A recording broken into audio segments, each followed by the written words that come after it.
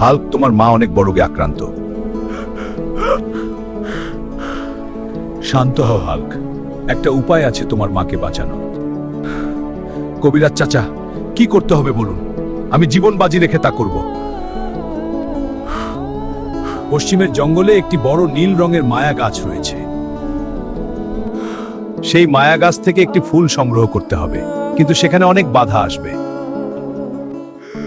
অনেক সাপ, আরো অনেক বন্য হিংস্র পশুর সাথে তোমার লড়াই করে টিকে থাকতে হবে। ঠিক আছে চাচা, আমি যাব সেই জঙ্গলের মায়া গাছের কাছে।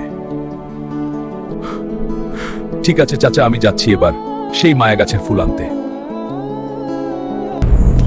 হাল্ক, সামনে তোমার অনেক বড় বিপদ। একটু সামনে একটা পানির পাত্র আছে, সেটা সাথে নিয়ে যাও।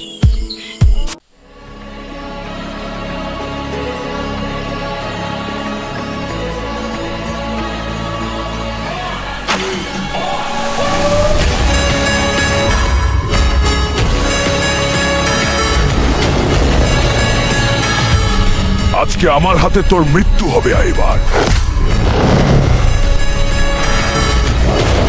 বন্ধুরা, কমেন্টে তোমাদের নাম লিখে আমাকে সাহস যোগাও। খুব শিগগিরই পরের পর্ব আসছে।